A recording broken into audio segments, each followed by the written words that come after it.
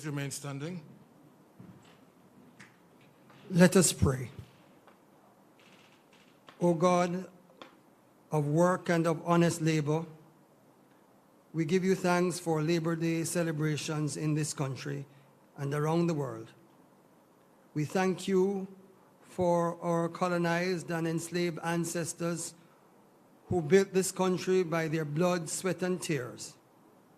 We thank you for those who stood up so that we could get better wages and better working conditions. We thank you for those who continue to shine the light of work in various ways. Today we give you special thanks for this year's focus on the elderly, the vulnerable, and those persons with disabilities. We ask you, Lord, that you'll make us sensitive to our brothers and sisters, whatever their situation, that the strong might seek to help the weak, that we might remember that together we are our brothers and sisters' keepers, that truly we might ramp up the access and show that we care. We ask now your blessing on this occasion. May it be meaningful, may it be encouraging, may it shine a light where there is darkness. We give you thanks, we give you praise. In your name we pray. Amen. Thank you very much, Dr. Jennings. The Honorable Olivia Grange, the Minister of Culture, Gender, Entertainment and Sport. The Honorable Pernell Charles Jr., Minister of Labor and Social Security. Mrs. Marsha Henry Martin, representing the Honorable Desmond McKenzie, Minister of Local Government and Community Development. The Honorable Professor Denise Eldemire Shera, Senator Floyd Morris, Permanent Secretaries, Heads of Agencies, Media, ladies and gentlemen, good morning. And welcome to the Ministry of Culture, Gender, Entertainment and Sport. And thank you very much for joining us for the launch of National Workers' Week and Labor Day. Well, this year we focus on people with disabilities, the elderly, and the vulnerable. Please help me to welcome a champion for people with disabilities, Senator Floyd Morris.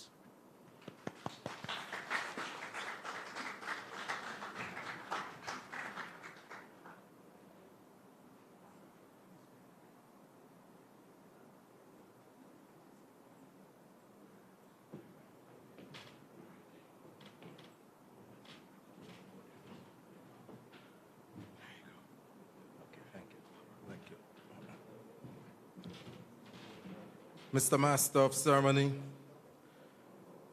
Honorable Ministers Grange and Charles, my doctor for many years, Professor Denise Eldemire Shera, Permanent Secretaries, other distinguished guests, ladies and gentlemen, a pleasant good morning to you. I'm deeply honored to be here to bring brief and quick greetings for this launch of Labor Day 2024. And I must say that at this very moment, the Senate is sitting, and I deemed it very important to be here, not just only because Minister Charles and Grange are involved, but because it has to do with persons with disabilities. And once you say persons with disabilities, no matter what, it is a priority for me.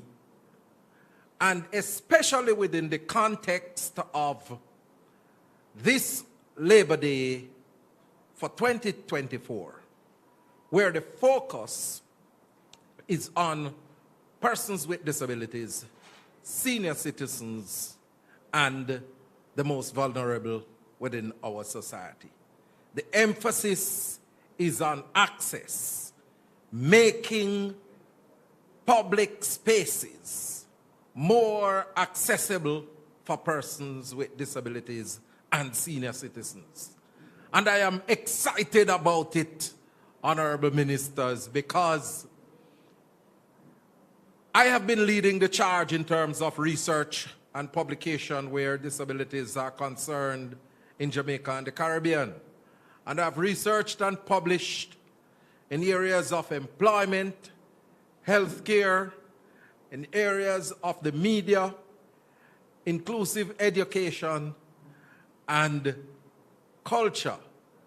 But included in that is the issue of accessibility. And one of my celebrated publications have to do with accessible and inclusive city. Can Kingston, Jamaica measure up? And it spells out a whole slew of challenges for persons with disabilities in the city of Kingston and make some recommendations. And so what is being proposed and what will be taking place for Labor Day 2024 fits right within what is required from the Convention on the Rights of Persons with Disabilities, the Disabilities Act of Jamaica, the Building Act of Jamaica, and various research that have been documented. And so I want to publicly endorse and support the activities of Labor Day 2024 because it is for a noble cause. When I travel around the world, the first thing, P.S. Thorpe, that I look for is how accessible the place looks. And I have to make sure that some of what I see elsewhere is supported here in Jamaica. And so we want the sidewalks to become more accessible, not just for persons with disabilities, because it's not only persons with disabilities going to benefit. Senior citizens going to benefit. Pregnant women. We're going to talk about men and women who are shopping on the street.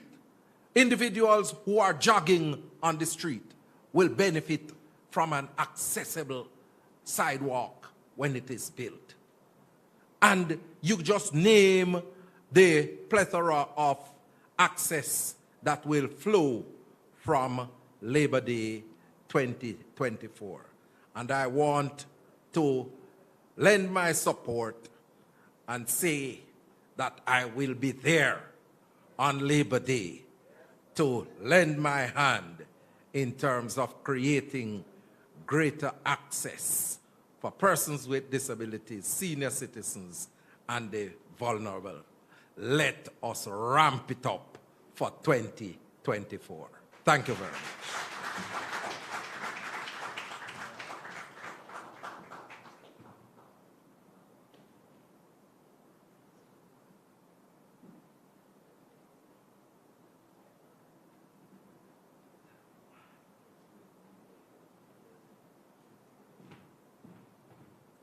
One more time for the Senator. So, Workers' Week and Labor Day is a whole of government activity that has many stakeholders in the ministries, departments, and agencies, in the municipal corporations, in the opposition. One of our main partners is the Ministry of Local Government and Community Development. Today, I want you to help me to welcome Mrs. Marsha Henry Martin, the Permanent Secretary, who is today representing the Minister, the Honorable Desmond McKenzie.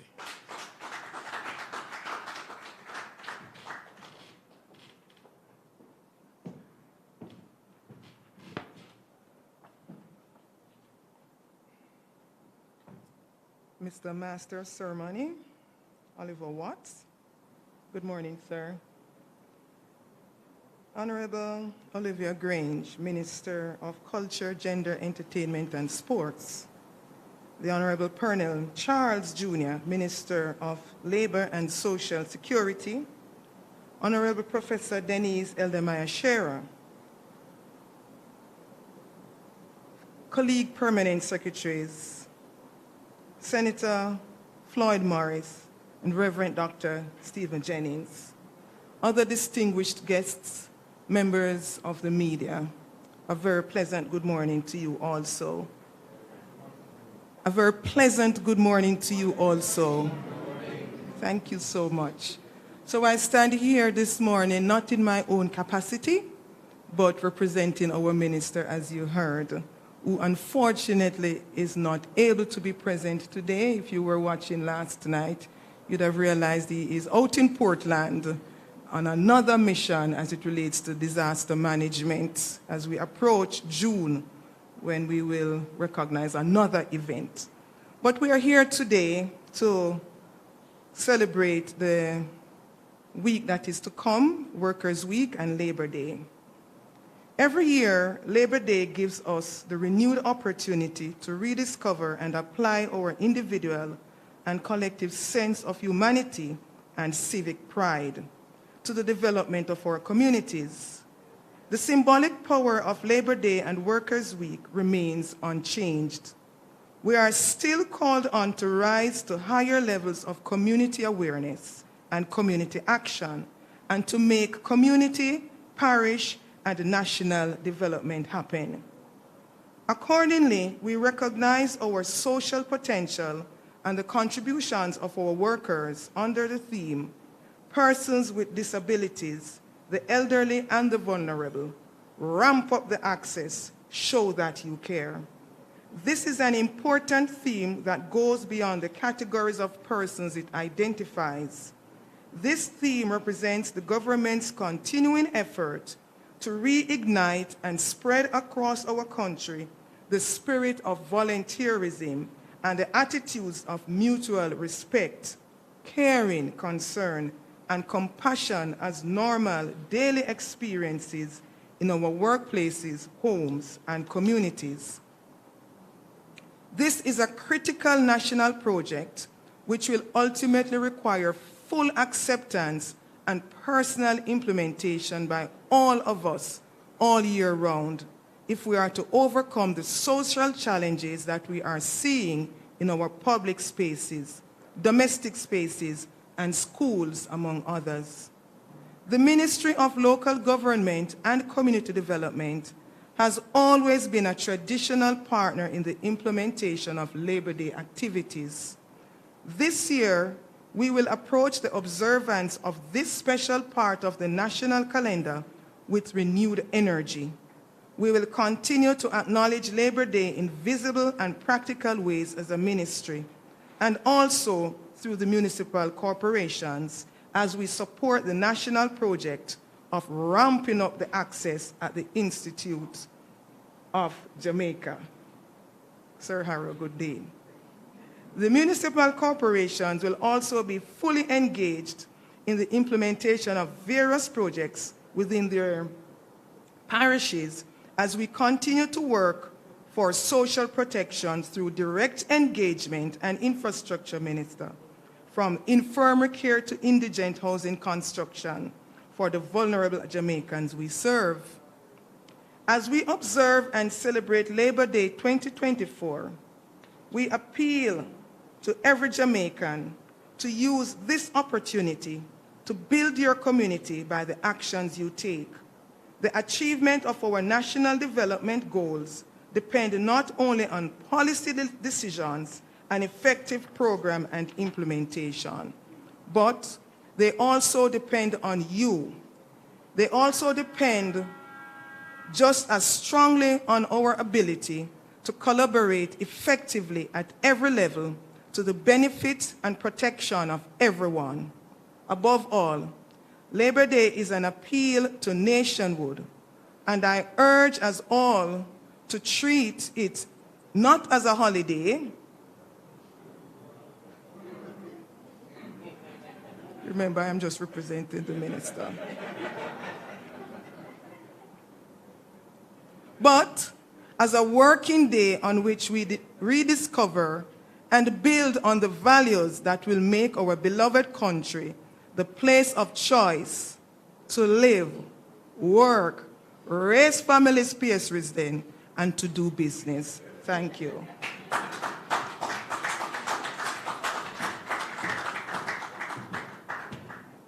Thank you very much, PS. I heard Minister Mackenzie's voice all over that speech. It's not a holiday. By the way, did we say hi to the people watching on social media? As chairman, I can ask you to say hello. And I also have a privilege, it doesn't happen often, to lay hands, and I'm laying hands this morning on the Managing Director of Heart NSTA Trust, Dr. Tanisha Ingleton, to give brief remarks.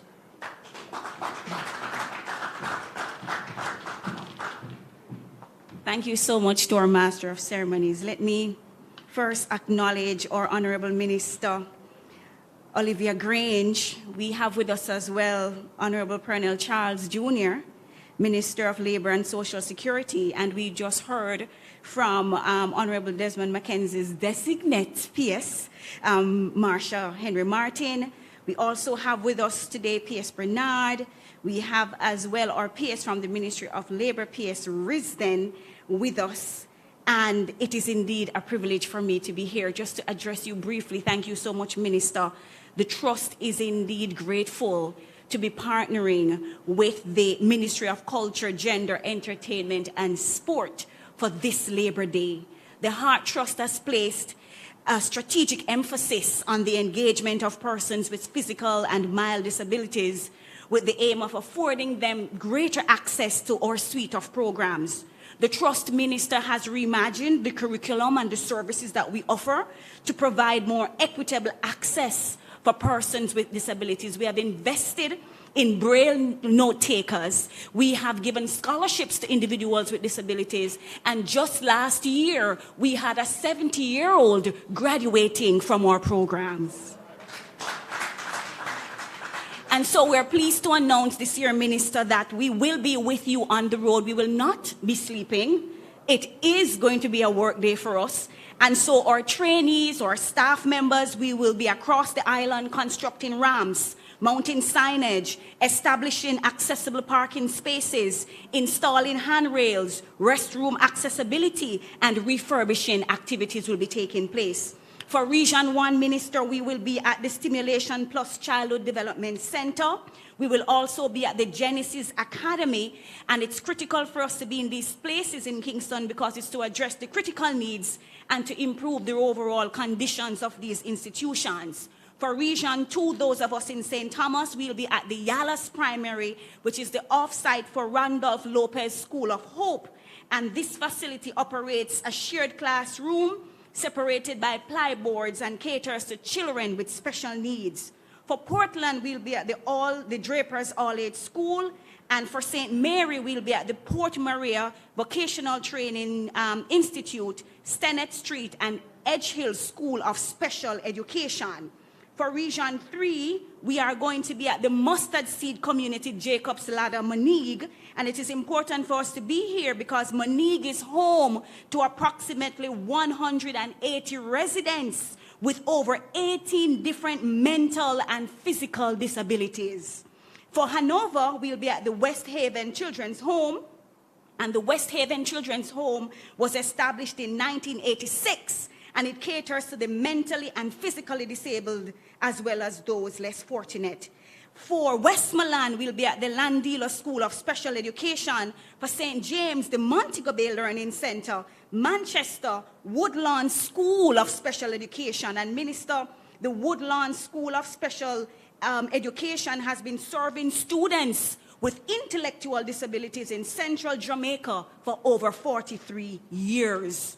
For Region 6, we are going to be at the Windsor School of Hope Special Education Maypen campus. And so our trainees, or instructors, or support staff, and anybody across Jamaica that would want to be on those projects, you are welcome to work with us on that day. We will be constructing ramps, mounting signage, establishing accessible parking spaces, installing handrails, creating more accessible restrooms, and refurbishing activities to include painting, minor repair, painting of perimeter walls, designing and painting of murals, provision of bed linen for those on the sick bay, and of course, repainting of pedestrian crossing. And so Heart Trust is here to support and to ensure that we are indeed contributing to the development of every single Jamaican. Thank you.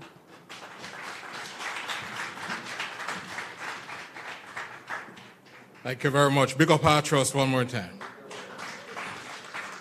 We're very happy that Heart Trust has come on in a major way for Labor Day this year.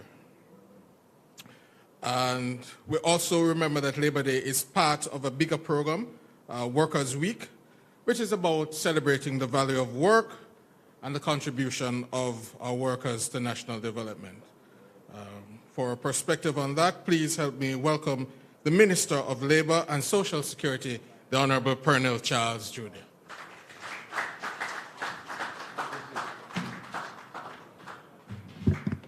Thank you to our moderator. No, sorry, Chairman. That's what I heard you say. I noted that.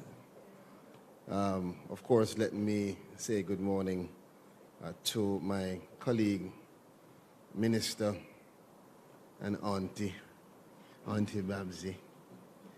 I have no choice but to be here on my constituency day. Thank you, Minister. To our Permanent Secretary, Henry Martin, representing the Honorable Desmond McKenzie, Senator, my church brother and friend, Senator Morris, Permanent Secretaries, about 4 are here, maybe some more at the back, representing, including my own Permanent Secretary, who I have to, of course, acknowledge. Dr. Shera, Dr. Ingleton, and I see a couple of other doctors here as well, and all of the distinguished guests. This is a good morning. I was a while ago listening to Dr. Ingleton, and I saw when she stepped, just stepping with energy, moving. And it reminded me of what we did yesterday, myself and Permanent Secretary and Minister Dunn. We had a function at UTC where we were launching the Future of Work and Productivity Summit that's coming up in June. And at that function, Dr. Dana Morris Dixon, our minister in charge of the digital issues, was there. And she noted, and I'm minded to note here, that this government, Permanent Secretary Thorpe, is taking a very collaborative approach. And through collaboration and cooperation and coordination, we are going to see that we achieve more. And it is seldom now that you find functions where you don't find multiple ministries. And that's to be noted, Sir Bernard. It's to be noted as a very deliberate approach to achieving sustainable growth. And I like it. I like it, not just because I'm a minister, but you would have heard Reverend Dr. Jennings say in his beginning that he's reaching out to the God of labor and work. And I think that he's looking down on us and he's pleased when we do that together. So let me just note that I'm proud to join forces with Minister, the Honorable Olivia Babsy Grange, to launch the activities for both Workers' Week and Labor Day 2024, as we turn the spotlight on two groups of special importance to us at the Ministry of Labor and Social Security: persons with disabilities and our senior citizens. And the theme for this year is excellent. We're recognizing the abilities, fostering greater inclusion of our workers, and ramping up the access to show that we care. It's a call to action. I believe that it's a call to action for all of us as Jamaicans to pledge our support to fostering the inclusivity that is necessary and actually moving beyond just talking about it to getting something done. It serves as a reminder that every one of us, regardless of our challenges, regardless of our abilities, we are all in circumstances that merit equal access to opportunities and services. And what I noted when Senator Morris spoke is that he highlighted that this access is not just for persons with disabilities, but all Jamaicans will benefit when our infrastructure and our operations respect the need for proper access. Sometimes you're driving on the road and you see persons have to be smalling up themselves to dodge the vehicles. These are issues that we have to look on. It's not just an issue for persons with disabilities, it's an issue for all persons. And so I noted that, and I want to concur. Our focus is on providing access, but it surpasses just physical access. And this is something that we want to reiterate.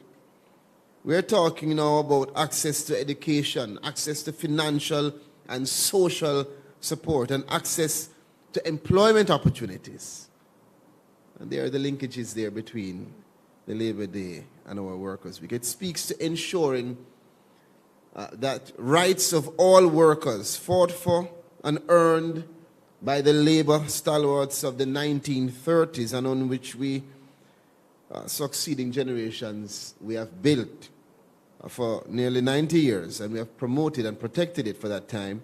When we speak of rights, every Jamaican worker, everyone must be assured that these rights are fortified by appropriate policy, by legislation, by systems, Ms. Corodas, that are in alignment with the world-class labor standards. This government, your government, is committed to facilitating an environment in which the creativity, the potential of every Jamaican worker can be encouraged, can be harnessed for the growth and development of this beloved land.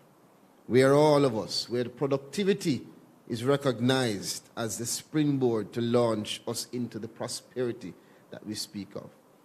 You have heard our Prime Minister. I don't think anybody has reiterated it better than him. He speaks of productivity, peace, and prosperity, and the linkages between those. And that is what we require to achieve the Jamaica that we desire. That sounded good. Somebody write that down for me. That sounded good. You know, although Jamaica has made significant, commendable strides in implementing the provisions of the very important Disabilities Act of 2014, which is to safeguard the rights of people with disabilities and to advance full integration and genuine inclusion. As much as we have done, this will never be achieved through government alone. It requires, there's an obligation for us to ensure that we are reaching out, encouraging, facilitating, working with the private sector, the faith-based organizations, community groups, and individuals, every Jamaican, both affiliated and unaffiliated, if we're going to materialize this vision. Since I've gotten the opportunity, the blessing, I'd say, to serve in this ministry, my own eyes have been opened. Believe me, there's so much I know now that I did not know before May 22nd, 2023.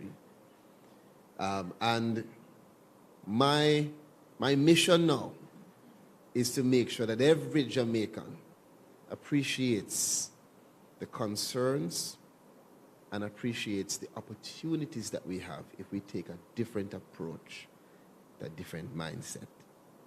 Similarly, as Jamaica's population, I don't know who read the news yesterday, but did you see the highlight on the issues regarding our birth rate? Yes? Yeah, all the men are saying yes. But let me tell you, so as our birth rate continues to decline, and Mrs. Boat Williams and I were just speaking of it, the birth rate is declining while the mortality age is increasing.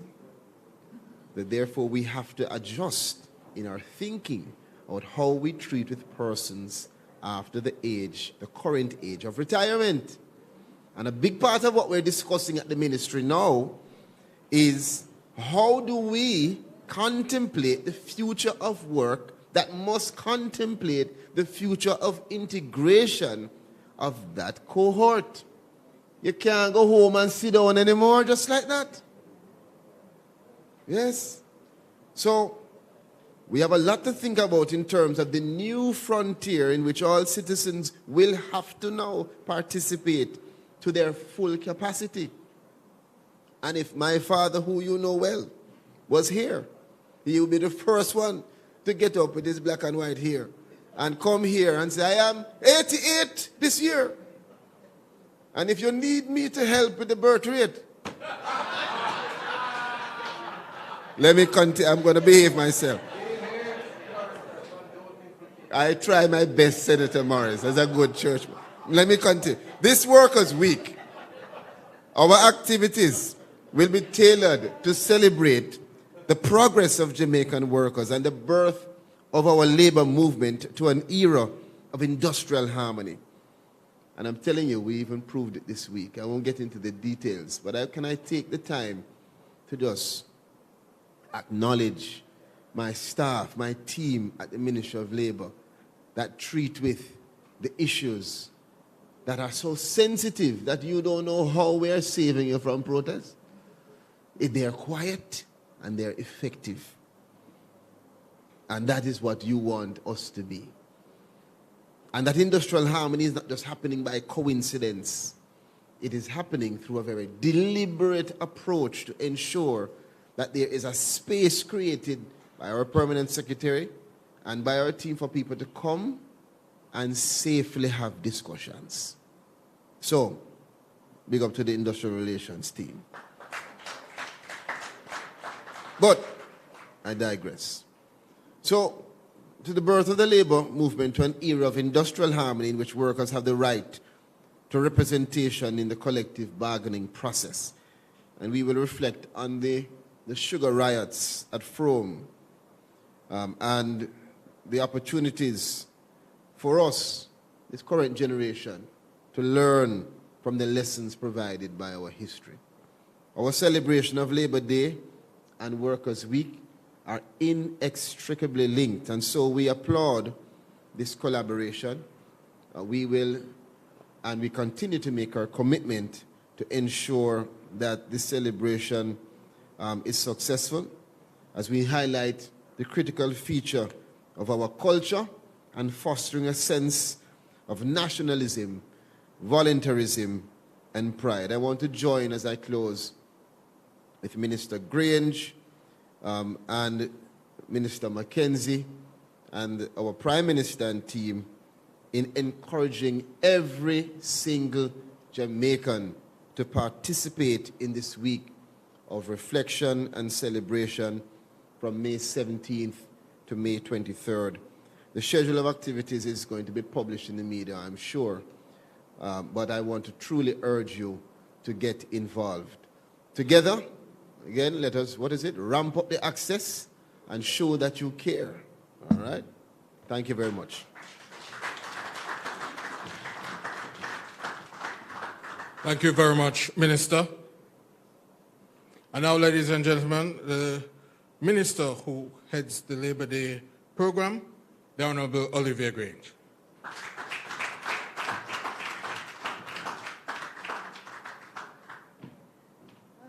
Thank you, Oliver. I want you to give the Master of Ceremonies a big round of applause. I would say he makes a good MC because he doesn't give speeches in between. He just gets to the point. So it's really good to see all these faces this morning. I'm really happy. I want to acknowledge my colleague minister, the Honorable Pernell Charles Jr., and to say to him that what he said about his dad at 88, I won't argue with him. But I can say my grandfather at 86 fathered twins. And my father fathered 12 of us. So I think there may be a link between the Charles and the Granges. I also want to acknowledge Mrs. Marsha Henry Martin, who is representing my other colleague minister, Desmond McKenzie, who I know would be here if he wasn't on the road. And he's all over the news, so he's being effective. I also want to acknowledge my good friend, Senator Floyd Morris, who is here in his own right and also representing the opposition. And I want to thank him for coming. Of course, our guest speaker, the Honorable Professor Denise Eldemeyer, Shera. I am happy to see you here. I gave her very short notice. Normally, the guest speaker is the Prime Minister, Honorable Prime Minister. But as you know, he's overseas.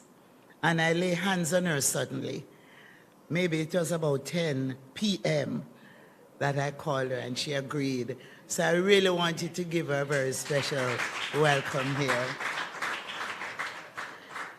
And I'm fortunate to have several permanent secretaries in the House this morning. And I can boast, I'm the only ministry with two. So I want to recognize P.S. Thorpe, Denzel Thorpe, and P.S. Deanroy Bernard. And also, one of my favorite permanent secretary, Mrs. Colette Roberts Risden. You know, you all know the things she covers. So you know why she's my favorite. I thank you also on behalf of the many persons who called me for funeral gowns. All right?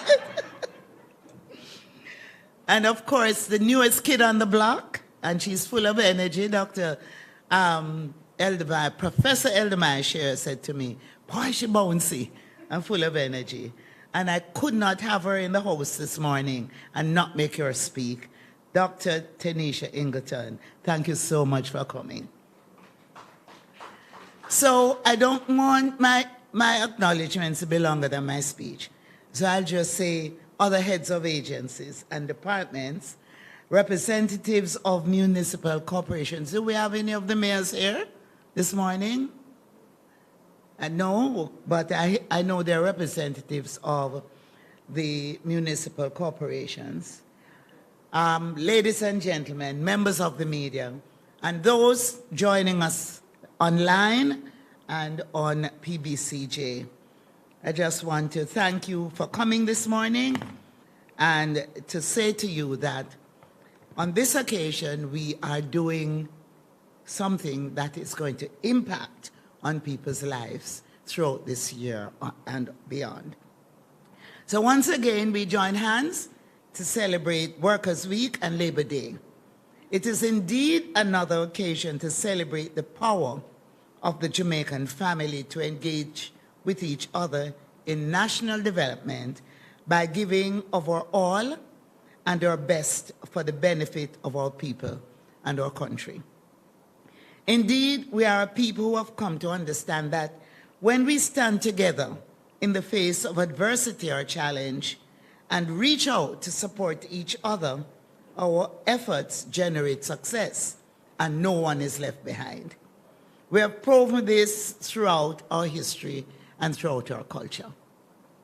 First, we focus on Workers' Week and the industry and tenacity of the Jamaican worker. We are mindful that it is our blood, sweat, and tears that we have built this country as descendants of people captured, people tortured, and enslaved who took over the realms of governance and have created one of the most prosperous brands in the world, brand Jamaica. Our people have always maintained the resilience, determination, and diligence that are pillars of proper work ethic and productivity. So today we pause to acclaim the Jamaican workers who have demonstrated their fearlessness in confronting negative situations and generate wealth for our families and revenues for our country while ensuring that no one is left behind. And our workers are certainly fearless even when they demonstrate. So in this regard, I thank the Honorable Pernell Charles Jr., Minister of Labor and Social Security, and his team for the role his ministry has played in sustaining the kind of stable and dynamic industrial relations that support the Jamaican worker. And not only that, for the role they play in providing the various services for the vulnerable. We pay tribute to the men and women, to the labor unions and union leaders for daily reigniting the flame of the Jamaican workforce through the promotion of proper industrial practices. I also want to salute the late former Prime Minister of Jamaica, the Most Honorable Hugh Lawson Shera, outstanding trade unionist and labor leader, whose life was dedicated to the promotion of labor laws and practices reflective of a modern society, again in which no one is left behind. In keeping with the mantra of Mr. Shera, the disabled, elderly, and vulnerable had to be protected and cared for. And so, this year, we are celebrating persons with disabilities, the elderly, and the vulnerable among us.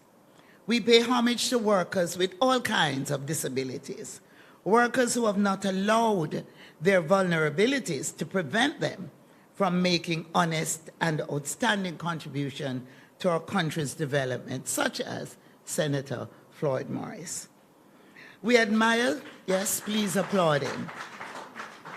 We admire their faithfulness and dedication, their perseverance in the face of limitless challenges, and their display of courage, tenacity, and determination as they rise each day to make their mark on the country's GDP and contribute to the social and spiritual well-being of all.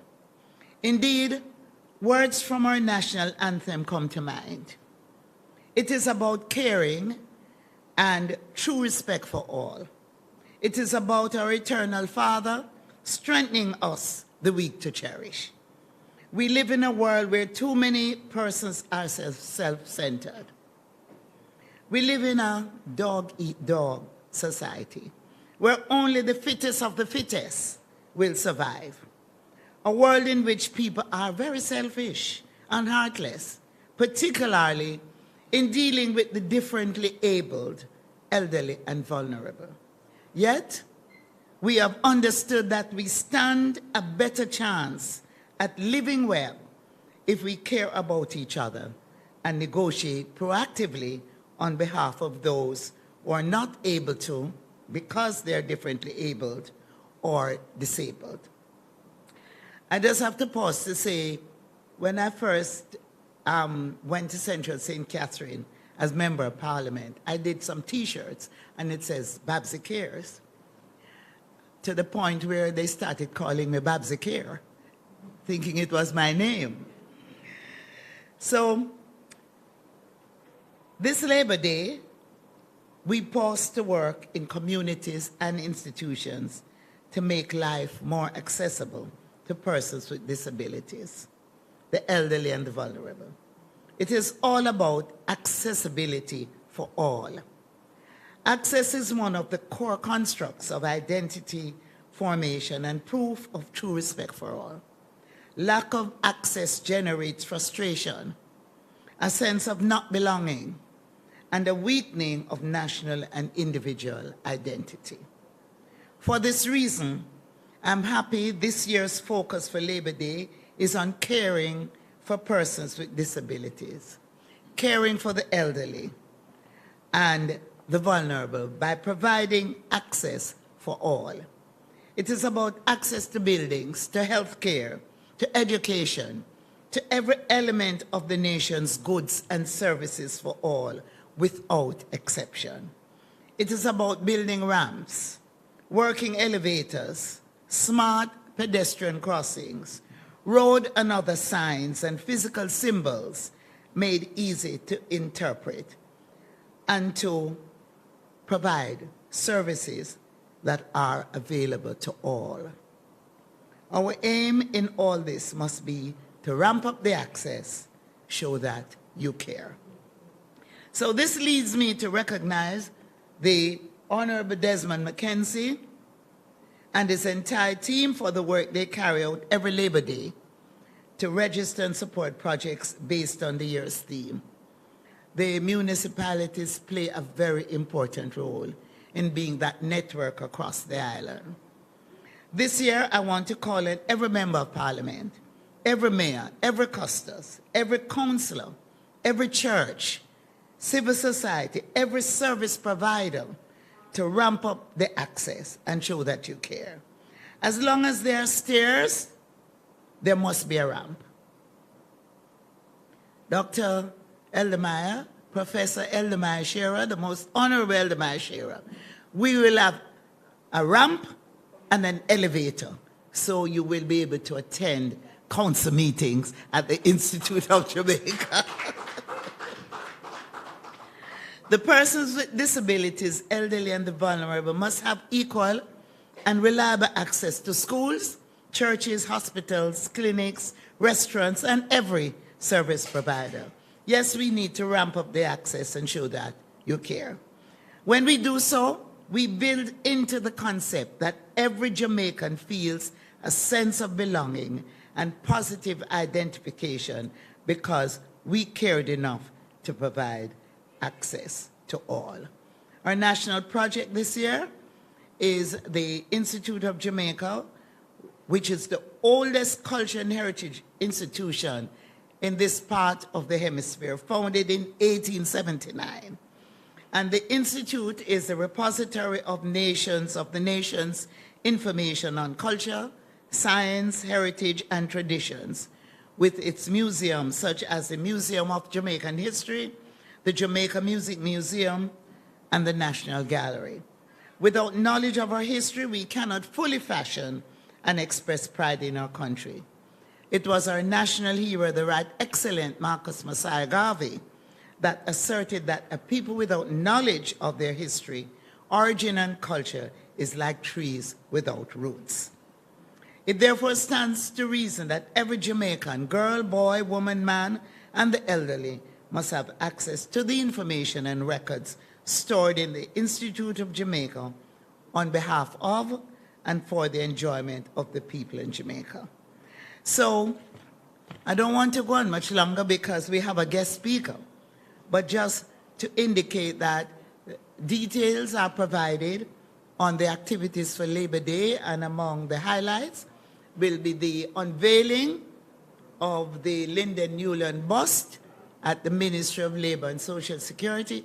And for young people who don't know who the late Honorable Lyndon Newland is, he was the minister at the time who introduced the National Insurance Scheme, and is being honored by a bust being unveiled in his tribute. And of course, we're also celebrating the birthday of a former Prime Minister, the late Honorable Shera, on the 18th, and there will be a floral tribute as well in his honor. There are a number of other activities, and at the end of Labor Day, we're going to give thanks and praises in Emancipation Park with a gospel festival. And we usually get excellent turnout at this event. I just want to give you an idea. On that occasion, Labor Day, in the night at Emancipation Park, and it's free. We will have Kevin Downswell, John Mark Wigan, Rhoda Isabella, Gotti, Candy, who is, she's, I don't know if I should say blind or she's visually impaired, Courtney, who is visually impaired, Alwyn Bleaching, who is visually impaired. So they also going to be a part of the stage and the excitement and the performances. So I look forward to seeing all of you there. I look forward to seeing you at the National Project, which is, the team will be led by the Honorable Prime Minister.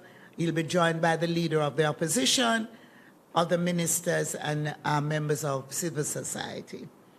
I want to encourage you to also create your own programs. I know HEART has a major program.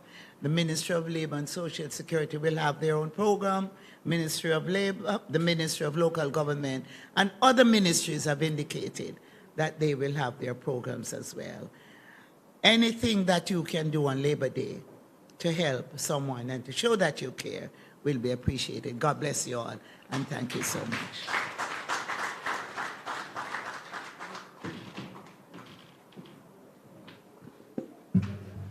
Thank you very much, Minister Grange. It's time now for a performance. And let me tell you a little bit about our performer who's coming up. He's a gold medalist in the JCDC Festival of the Arts, and he attends St. Andrew Prep School. Ladies and gentlemen, please welcome Alejandro Taylor.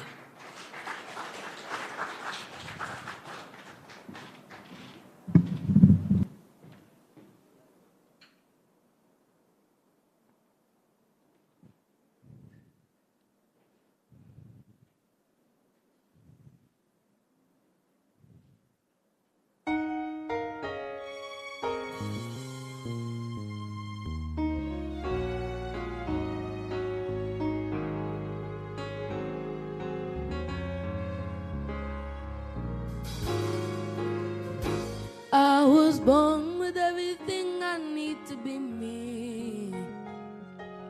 Wings inside my mind to set me free. I know I've got vision, more than my eyes can see. And I know I rule my destiny. So no matter how you try,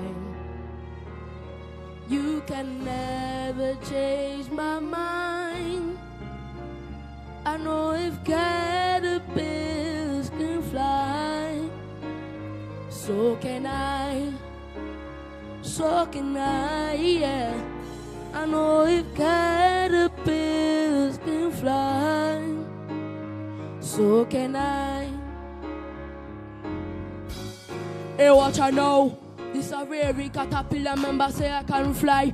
Don't watch a mosquito and a sunfly. Don't see a non-complain, get up and try. Say the word, the whole universe comply. I work on your goals and build them. Take time and sharpen your skills them. And your dreams, that may no one kill them. Them soon see your wings them. And no matter how you try, and no matter how you try, you can never change my mind. I know if caterpillars can fly, so can I, yeah. Yes, I know that I can fly, for I've learned the laws of life. I know if caterpillars can fly, so can I.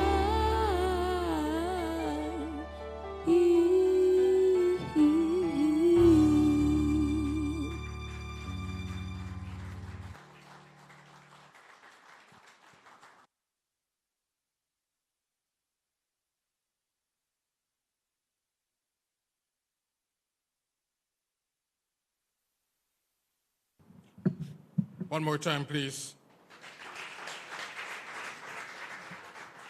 For Alejandro Taylor. And now, ladies and gentlemen, it's time to hear from our guest speaker, the Honorable Professor Denise Eldemire Shera, a professor of public health and aging, quite an accomplished researcher and advocate, and a great speaker. Please welcome her.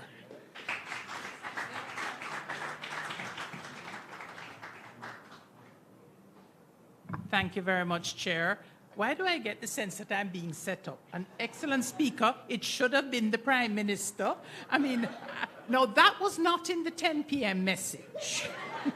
The 10 p.m. message says, when you wake up in the morning and read this. So the 10 p.m. message acknowledged as a senior I would be asleep.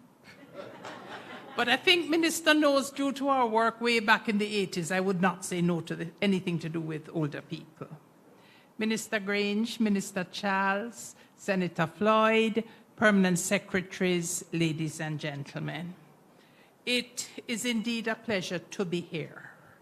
For those of us, and I include Senator Floyd here, that have worked in these areas, I won't date him, I can date myself, for the past 40 years. It is a joy to see recognition given to meeting the needs of these two incredible groups that make up over 40% of our population. It is a joy to share this day and this moment with Senator Floyd, because it indicates, Minister, you spoke about working across ministries. I'm going to go further and say working across the political divide. I have worked with Senator Floyd since he first started to speak about the Disability Act. How many years ago, Floyd? The National Council for Senior Citizens at that time in Parliament endorsed the Disability Act because so many of our seniors share disabilities with the disabled community. So it is, I think, another step, as you referenced, in the fact that we are growing up.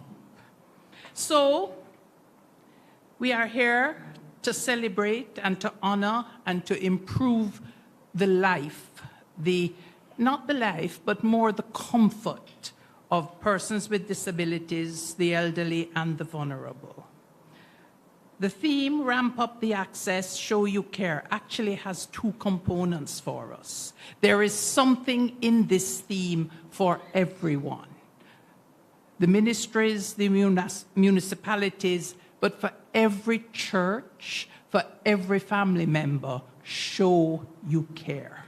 It's a time, as so much is going on in society, and we're talking about violence in schools. Let us pause. Let us remember the Jamaica, that those of us born before 1962 and there just a little after, your 88-year-old father, remember where there was such gentleness. So it gives us a chance to go there.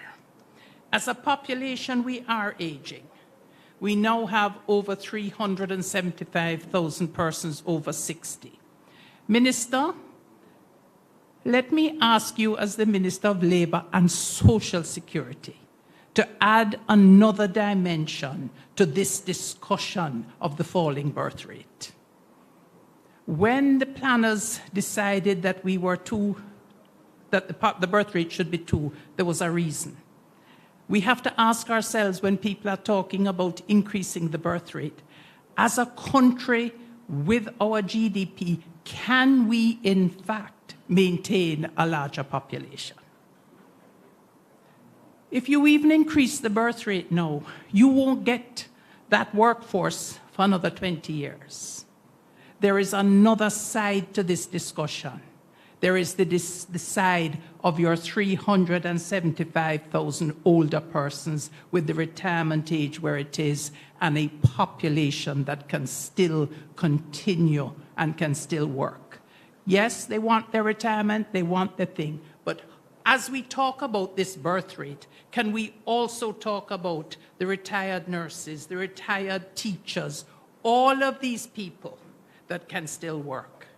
And can we acknowledge the contribution of the grandmothers and grandfathers across this country to the younger people being able to go to work while they look after the children and the persons with disabilities? So, Minister, there are two sides. So having said that, let me do what I was sent here to do. We also fortunately now have an increased awareness due to the research of Mona Aging and Wellness, the increase of Senator Floyd, on the needs of persons with disabilities and of older people. As we talk about persons with disabilities, it's important to recognize that some of these services that Minister was talking about, access to health care, has meant that we have many people with disabilities who are now living into old age. The persons who went through the polio epidemic of 1955 are now senior citizens. So it's also a time to celebrate the services that we have put in place and to recognize this. The emphasis on the years of life after 60 changed. The focus changed in 1999 when we had the International Year of Older Persons. We no longer speak only to providing care. We speak now to functional, to maintaining function, to promoting function. Function if you have a cane. Function if you don't see. And this Labor Day theme and project means we can put meaning, even more meaning, to those tenets of then. No longer is retirement the signal to go home and rest. Life after retirement is now 20 to 25 years. When the retirement age was set, you went home for 4 or 5 years because life expectancy was somewhere in the 60s. I've retired 7 years. I'm not ready to rest. I'm not ready to sit down and say, I give up. I'm only one of 375,000 persons. 70,000 of those are over 80 who may, in fact, be a little frailer. But it's a big population. Accessibility is key to achieving what we want to achieve as functional aging and functional health. As has been said many times this morning, and I want to accentuate it, we tend to focus on ramps, we tend to focus on rails on stairs, and I'm the first one to tell you that one step for somebody with a physical disability and bad arthritis, you can't go up one step without somebody to hold on to. So we're not talking about long steps, we're talking about any steps. Some of those steps that you see to go up to a post office to collect the NI check need something on the wall to hold on to. But accessibility is much more than that. If you have visual problems, can you see the signage on a building? Older people do not read multiple messages well. A lot of our signage have 4 or 5 messages. So this gives us an opportunity to re-examine what we mean by access. And if we take it, I hope we're not talking about one day. I hope we're not just talking about Labor Day. I hope that what we're saying is that Labor Day is the start of more recognition of these groups. So let us think about that. The surfaces have been mentioned. My office used to be on Old Hope Road. I watch those persons, and this is where I met him, and I noticed he's... And the poor blind trying to walk on that sidewalk. There is a sidewalk, you know, and it's done nicely where it slopes down at each driveway, but then it's full of potholes. There's nothing there, there's no crossing. So it's about being sensitive to the needs, and these are not big money jobs.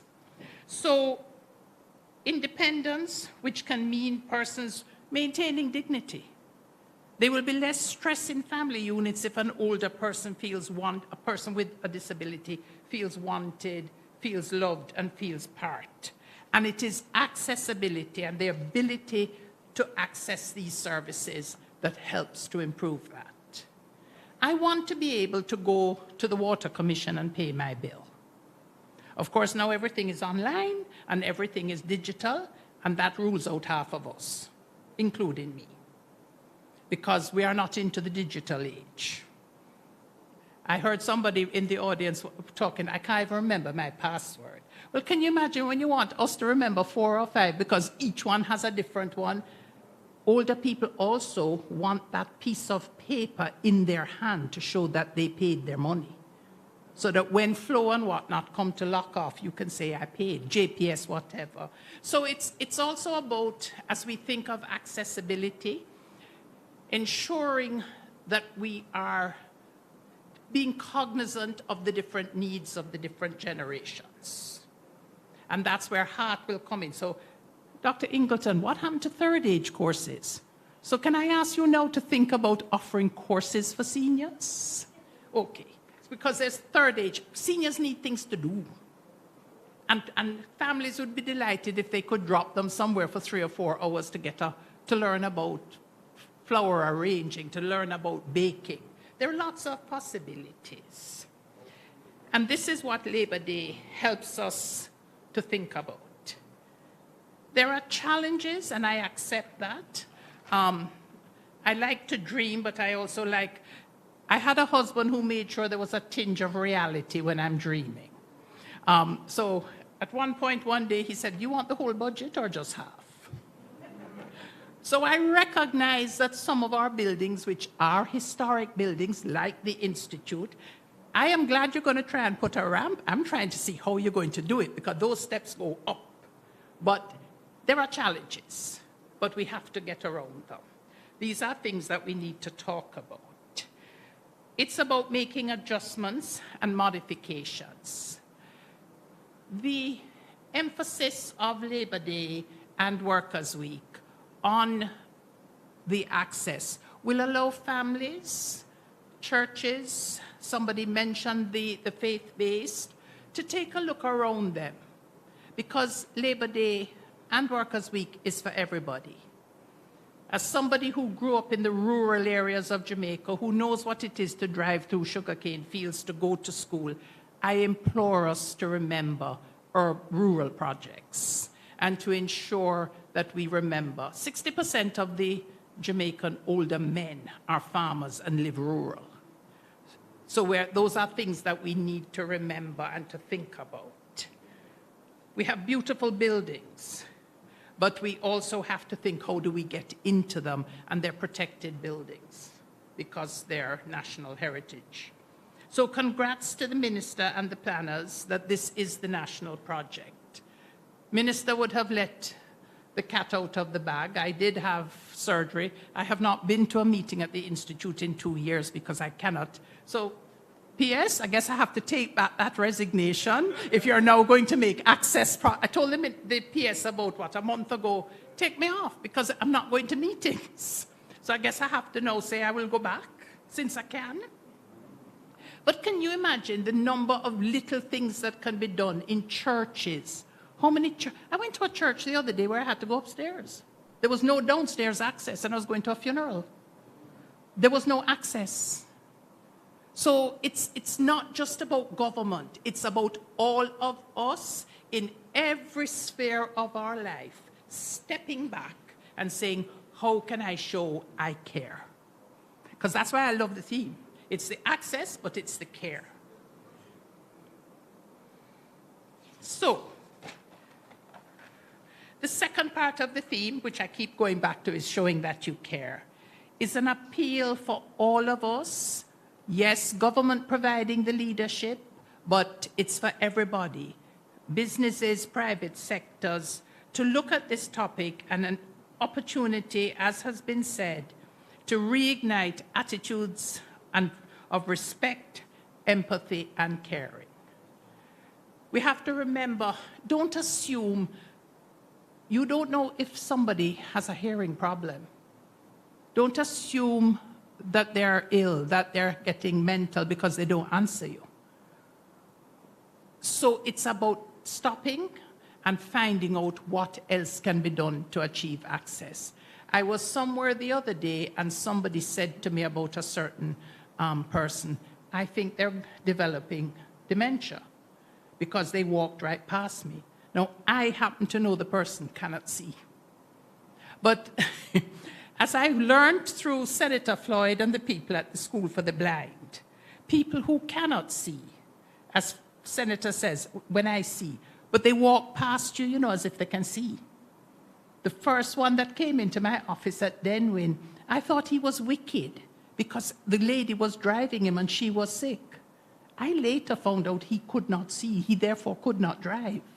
So let us also not assume that people are being difficult or are A or B. Let us step back and take the time to find out. We need to think of access as a right, a human right. We tend to think of access to services, whether it's social security or health, as a right. And we will provide the social security and we will provide the health. But can you go into the building to get it? Can you use the computer to make the application? So these are things that we need to do. And ministers, members of the audience, we also need training. We need customer service training to be a little more patient with our older persons and persons with disability. People get very short with them. They're asking questions because they either can't hear, they don't fully understand, they can't read the documents. We have to remember that we're dealing with a population that does not have the education that Jamaica now boasts of. Because we have people who went to school 70 years ago. So it's also about some of the youngsters that we have in our caring, in our service areas, being a little more tolerant of older people as they speak to them. As it's also Workers' Week, and I suspect that with my other orientation to the needs of workers, I cannot escape without making a mention that our seniors and our persons with disabilities are very much a part of Workers' Week. They're very much a part of the gratitude the nation needs to have. We are talking about persons who helped to build this country, sometimes with sweat and tears. And I mentioned the cane fields, the Barnet and whatnot that I grew up with. And I used to think, as I drove in the air-conditioned car, it must be horrible being out there in this sun. But their children today are our directors because of the sacrifices that they made to give them an education. And it is also time that we pause and continue to tell them thank you. It's also important that we recognize that while in many cases they're not contributing via taxes and GDP, our seniors and our persons with disabilities continue to play a vital role in nation building in their families. They continue to be the backbone of a family. They continue to look after these little grandchildren. Many of them can't do the homework that they get now, you know. But you see them there sitting, but they can teach them manners and values to say please and thank you. And let us honor that. Let us respect it. And so, as we play our part through our various institutions, through our various government offices, through the municipalities, and I can't leave out the churches. Any of us that work with older people know that the church remains our social, thank you, yes, the backbone of social activities and making sure that they don't feel lonely. Every female after retirement becomes head cook and bottle washer of some church group. And I had a discussion with Early Gordon, who was the co-chair of the council when I was. I said, yes, all of you believe it's all about God. It's also about survival. It's also, yes, you get some blessings and whatnot, but half of it is about survival and feeling important. Let us, as we talk about access and care, let us remember the needs of our older people, which go into things like love, dignity, respect, and feeling wanted. It's important.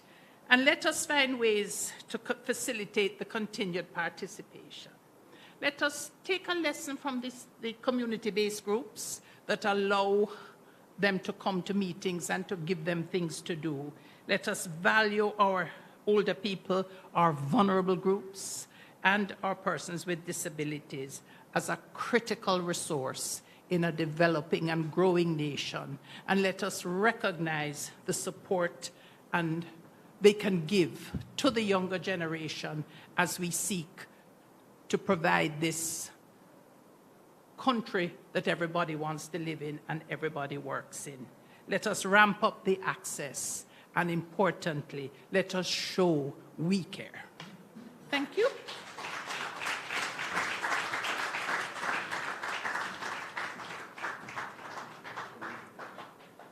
So what did I tell you? Very engaging and gave us a lot to think about as we go about our daily lives. So one more time, please, for Professor Shera. And Professor Minister Grange has asked me to apologize. She missed some of your presentation. She had to dash out to deal with an emergency. This, after all, is a media event. So in the event that there are questions, we'd like to take them now.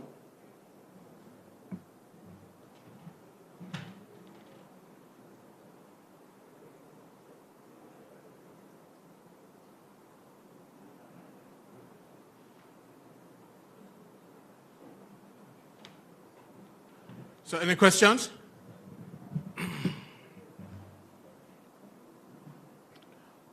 All right, we have a little bonus for you. We'd like to give you a little bit more information about the national project. Professor was asking how we're going to get the ramp in. I think the people at the IOJ are able to answer that question for you, Professor. So they'll do a demonstration.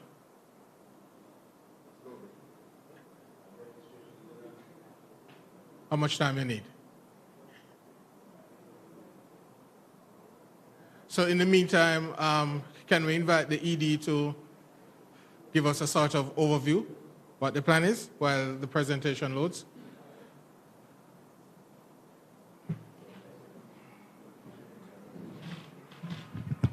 Good morning, honorable ministers. Good morning, permanent secretaries. Good morning, ED of our trust. And guest speaker, Professor Shera, and other distinguished guests. We are happy and delighted. I am Leslie Harrow, the Executive Director of the Institute of Jamaica. We are indeed happy. We take it as a privilege that the minister and the ministry would have selected our organization to be the National Labor Day Project.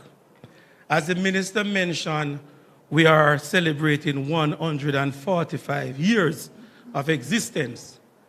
As a plant, as a building, you would know that 145 years construction is definitely would not be conducive for persons with disability or vulnerable persons to utilize our space at this time. We recognize that there's a need to make our space user-friendly because, and you'll appreciate that most of the people who use museums are generally mature persons who really has interest in their history, their heritage, and culture. And so we welcome the gesture because it is something that, as an institute, we thought about and we shared in our vision that we must be more accessible. And so the National Labor Day Project, being at the Institute of Jamaica, is one that we really, really appreciate. It will provide us with a ramp at the intersection of Tower Street, because it would be difficult to get it from East Street, as we are located at the corner of Tower and East Street. So the ramp access will be on Tower Street. It comes right along the Natural History Museum side, and then it goes onto the plant of the Institute of Jamaica. It takes you into that alfresco area where we will be paving the area, beautifying the area, so that it moves you onto the plant. When you get onto the plant, that would be phase 1. Phase 2, we are also looking at getting ramps in the other museums. The National Museum, which is next door, we have some makeshift ramps. They are really unsafe, and we need to make adjustment to those. So we are doing that as well. The big ticket item is the lift Minister spoke about, is to get that lift onto the area that leads into the Natural History Museum, our lecture hall, and also our gallery space. We believe that the gallery space, we need persons to be able to access it all the time, because we also recognize that there's a need for a bigger space for the music museum. So we have now, on a temporary basis, provide for the music museum to use our National Gallery space. So our music museum will now be at the National Gallery space, which we believe will provide a lot of incentive to our people, because our music museum is quite important. We have had persons coming from the UK and all over the world just to find out about Jamaica's culture, particularly relating to music. And so if we do not have a music museum that is accessible, it is saying that we are not ready for first world types of operation. And so as I wait on the video to come up, I want to assure you that at the Institute of Jamaica, we are doing everything possible at all our locations to make it accessible to every single individual. It is an imperative for us because, as the minister would say, we have the best kept secret. The best kept secret must be accessible to persons if you do not want it to no longer be a secret. Our heritage and culture ought not to be a secret. And so it's very important that we make it accessible to all. Our team did a wonderful work in bringing out a video and an idea of what it is that we will have at the end of phase 3. But most importantly, when you all come on the 23rd, you will see work in progress. And so I want to commend my team for the hard work they have put in, and for those persons who were at the Institute long before me. You know, if they did not perform well, then there wouldn't be an institute. And as I fill in, I want to thank Mr. Dr. Crawford. We all know Dr. Crawford, right? He's a man from Portland, and it is the parish of my birth.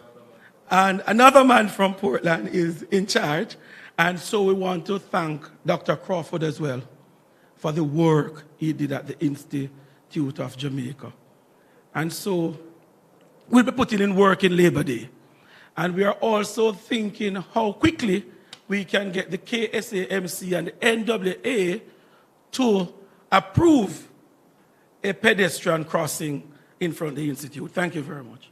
Let us look at the video here.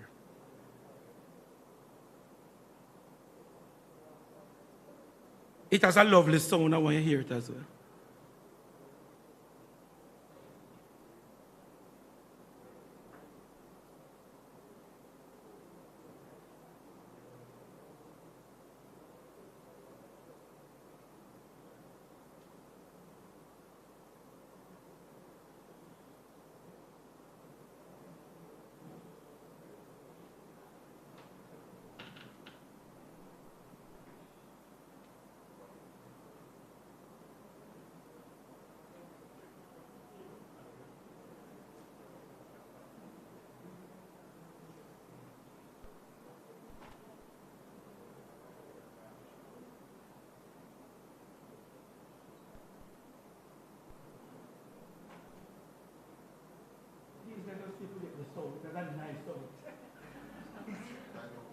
wonderful stuff.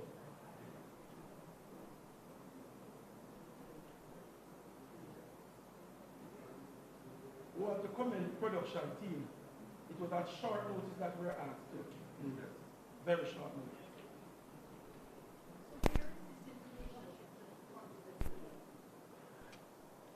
It is from Tower Street, the corner side of Tower Street, East Street, Tower Street, right there at the side. So it goes alongside East Street.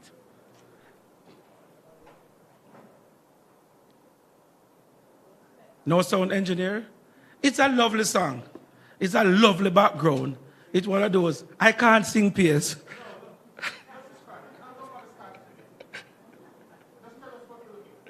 Okay, you're looking at the alfresco area.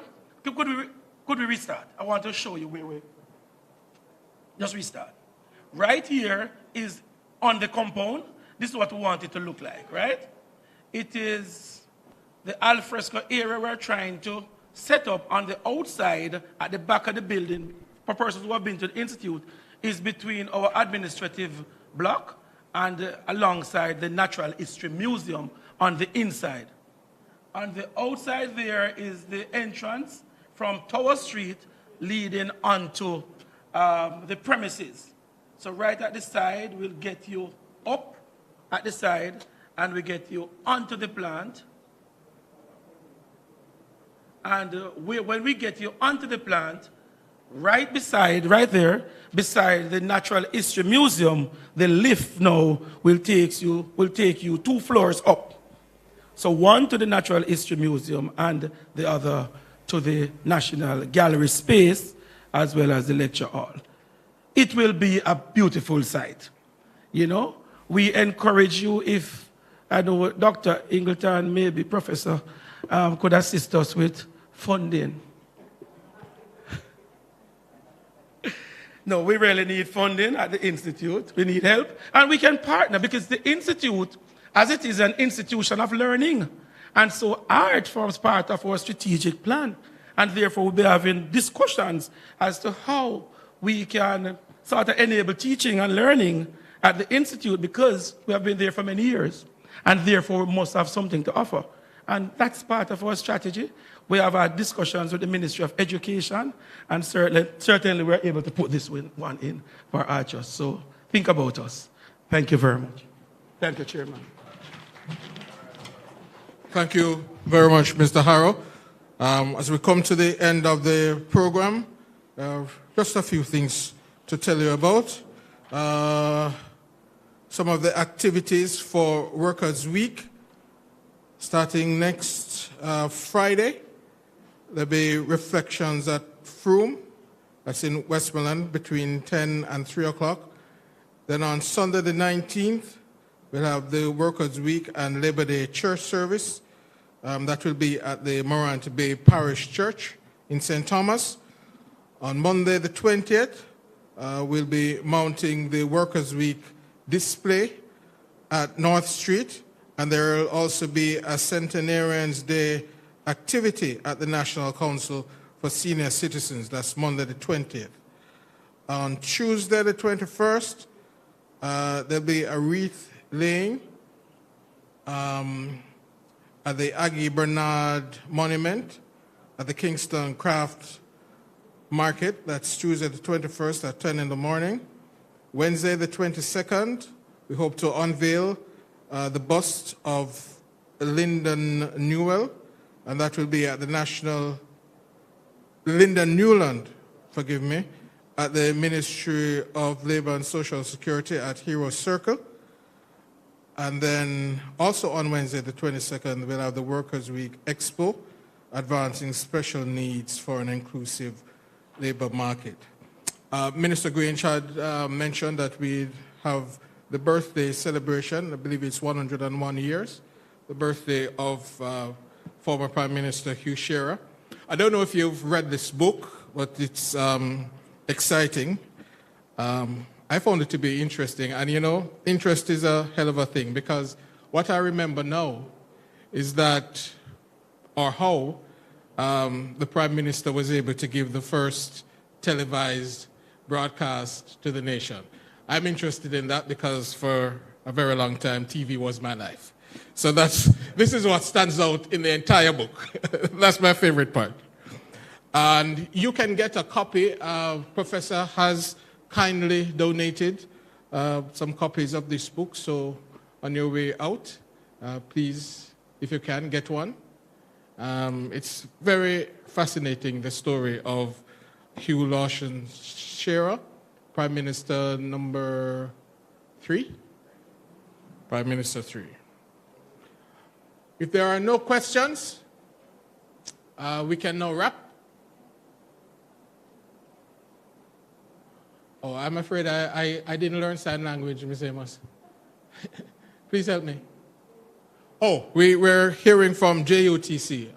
Miss, please come and tell us your name. Thank you, Oliver. Good afternoon, everyone.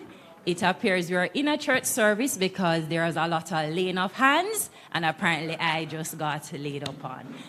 So it was a wonderful presentation, especially from Dr. Eldemayo, and really apologizing that I'm not able to observe all protocols, so please bear with me. Representing the JUTC, my name is Kimberly Gardner, and I'm the Corporate Communications Manager. As you heard before, this is all about collaboration. And what we really want to do is to also ramp up access, show that we care, and that is with public transport, as you appreciate, Dr. Eldemayo. How we will be participating in this Labor Day is really to showcase the services that the public transportation, premier public transportation agency, the JUTC, offers to the elderly, as well as those with special needs. And this year, we will be partnering with the committee at the Expo on May 22nd, where persons can actually come out and see the bus that we have that has that special access for persons with special needs. We also do have a particular bus card called the Smarter Card, where our elderly get a discount once they have that. And really what we want to do is to make it available to persons coming out on that day. We do hope, and I'm saying hope as I look at P.S. Bernard, that we'll be able to have that bus wrapped with the image of the campaign. And so in having that as well, persons will be more aware of what this year's Labor Day and Workers' Week theme is about. Ramp up the access, show that you care. And because I wasn't prepared, Mr. Oliver, I'll now take my leave. Thank you very much. Delighted to hear of steps being taken to improve access for members of the disabled community or people who are differently abled, as we are now encouraged to say.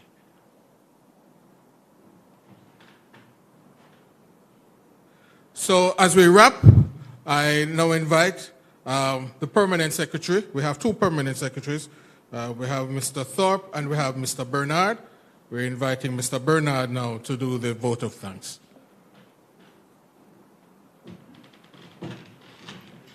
Thank you very much, Mr. Chairman.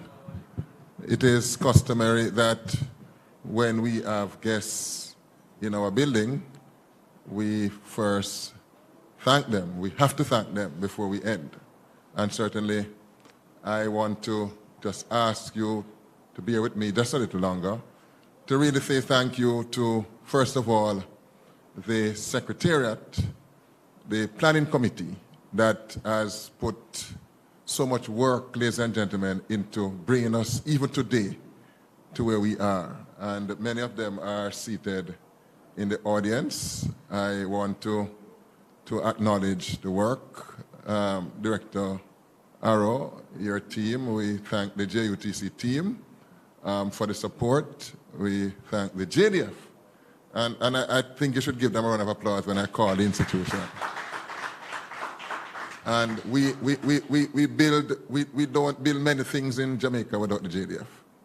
And it was really refreshing to see how they were enthusiastic about work. The army is not just putting down insurrections and wars.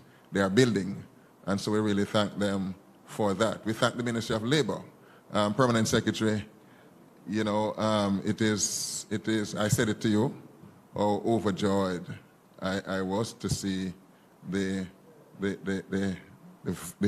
vim and vigor of Gillian Carrodus and her team. And I just want to really thank the Ministry of Labor, Ministry of Local Government. Marsha, nice seeing you. It's been a little while. It's lovely seeing you representing your minister. And you said it, this is joined up government. And it is not just joined up government, but joined up people, because together we achieve more, right? That's team.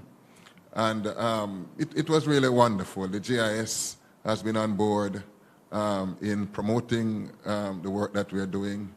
I have to recognize my brother PS, and I said it all the time, that the vision that we have for this building, this little space that we have here, that saves us from spending millions at the Pegasus and elsewhere to do things like this. I was telling an authority, an agency this morning that I was speaking with, that when we save money here, we can send more money to them. All right? So saving is also caring, all right? And, so all the different organs, I see my EDs, agency heads, who have all been integral, Dr. Kurt, all of us that have worked together to really bring us to where we are, the central ministry staff. And, the Minister of Culture, Gender, Entertainment, and Sport, at the risk of pain and punishment, I always say is just the best minister you can work with. And I want you to give her a round of applause as she has so ably led the Secretariat, not just hands off, but she's hands on, integral. And it is good and refreshing, Dr. Ingleton, for us to have a minister who knows the subject matter more than us. Right? She knows the subject matter more than any one of us. And so we sit at her feet and we learn each day. Professor Eldermeyer, Shera, I'm so happy to have you. We're so happy to have you. And I remember a guest speaker who spoke about being laid on suddenly to speak at an event, but he had about 5 pages to speak on. So as I saw you going through, we're so happy to have you. And thank you for your service to Jamaica Land We Love. Give her another round of applause. I want to say thank you to our Minister of Labor and Social Security, the Honorable Pernell Charles Jr., who was here. And, what resonated with me from his speech was that, like my son, years ago when my son was in prep school, everything in the school that was expensive to be contributed, he volunteered his father. And so when I go to teacher, I say, oh, your son volunteered you. The most expensive, if they're going to put on a door or a window, Daddy will do it. Right? So he volunteered his father to improve the birth rate. So we thank him for that. And to Senator Floyd Morris, I observed something, ladies and gentlemen. You know what I observed? Right? That all the speakers that came up here were disabled, except Floyd Morris. Every one of them that came up here, disabled except Floyd Morris, because he's the only one who never read from a script. Thank you, Senator. And Senator is my all brother, right? And we call him at university in those days Ray Charles. You know that? So anywhere he is Ray Charles, he knows that it's a Taylor man. Taylor right, Taylor all, the best all, the all of all. So thank you very much, ladies and gentlemen, for coming. And we look forward. This is the launch, so there is still work to be done. So we look forward to the cooperation, the coordination, and the support. Thank you very much from the #1 ministry. Thank you.